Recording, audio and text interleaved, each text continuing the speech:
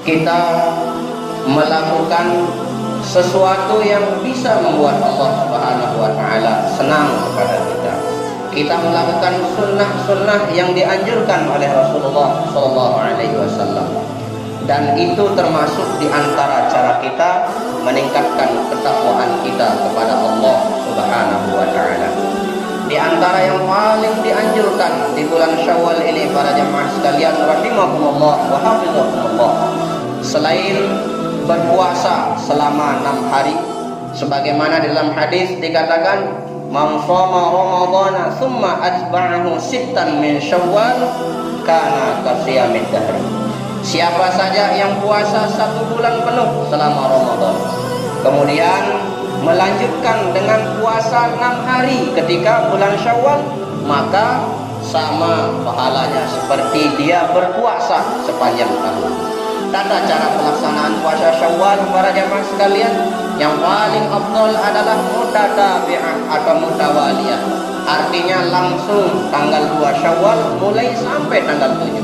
Itu afdalnya. Tetapi andai kata ada orang tidak mampu langsung tanggal 2 itu, maka boleh terputus-putus.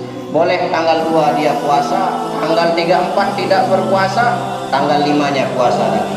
Yang penting selama dia berada di bulan Syawal dan jumlahnya 6 hari. Nah, itulah yang pertama para jamaah sekalian rahimakumullah wa hafizakumullah. Kemudian anjuran yang kedua, sebagaimana ayat yang kami bacakan tadi, tepatnya di surah An-Nisa, bagian-bagian akhir daripada ayat pertama mengatakan, takutlah kalian terhadap putusnya silaturahim. Nah, sebagaimana Al-Imam Ibnu Katsir di dalam kitab beliau Tafsir Ibnu Katsir mengatakan, takutlah wattaqul arham an taqta'uhu. Takutlah kalian terhadap silaturahim ketika kalian memutusnya. Kenapa para jamaah sekalian rahimakumullah wa hafizakumullah? Allah Subhanahu wa taala di dalam sebuah hadis qudsi mengatakan, setelah dulu menciptakan kasih sayang, menciptakan rahim, Allah berfirman kepada Ar-Rahim. Apa katanya Allah Subhanahu wa taala? Man qata'aka qata'tuhu. Siapa yang memutusmu wahai silaturahim, maka akulah yang pertama memutus diriku dari orang tersebut. Wa man wasalaka wasaltuhu. Siapa yang pertama kali menyambungmu wahai silaturahim, kata Allah Subhanahu wa taala, maka wasaltuhu, aku yang pertama kali menyambung diriku dengan orang tersebut. Nah, oleh karena itu para jamaah sekalian rahimakumullah wa hafizakumullah, di dalam hadis yang diriwayatkan oleh Al-Imam Al-Bukhari, juga diriwayatkan oleh Imam Muslim, disebutkan ada satu hadis yang berbunyi, man kana yu'minu billahi wal yaumil akhir.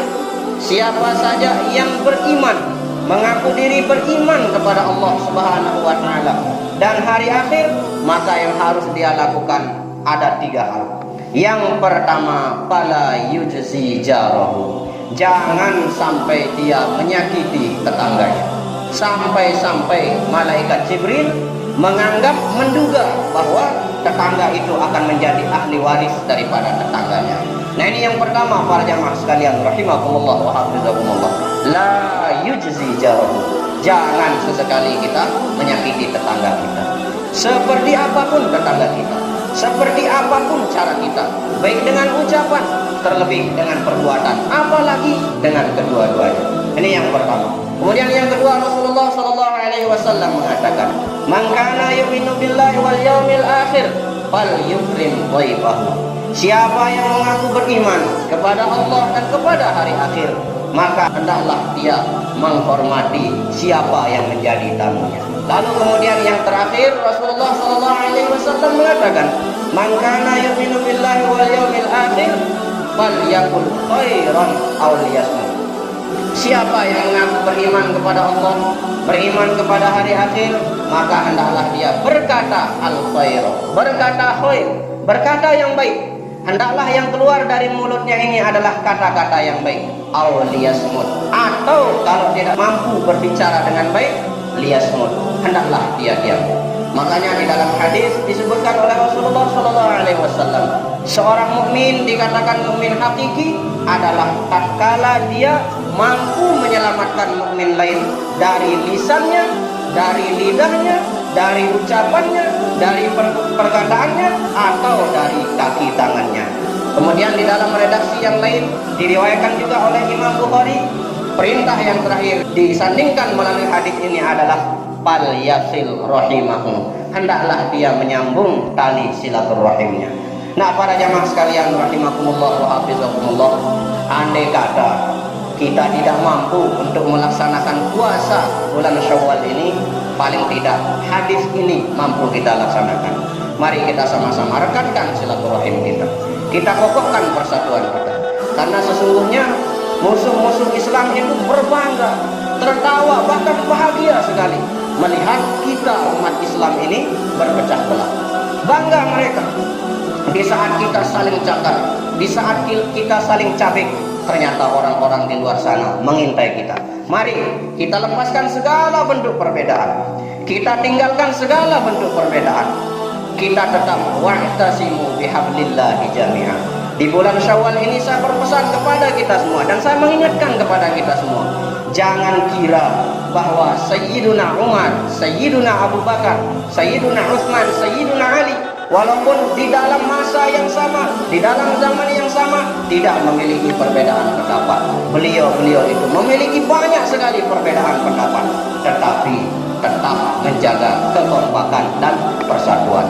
Nah, itulah sebabnya kenapa masyarakat Madinah pada masa itu diberikan dengan julukan masyarakat yang madani, yaitu masyarakat yang tenang, tentram, masyarakat yang menjaga kekompakan.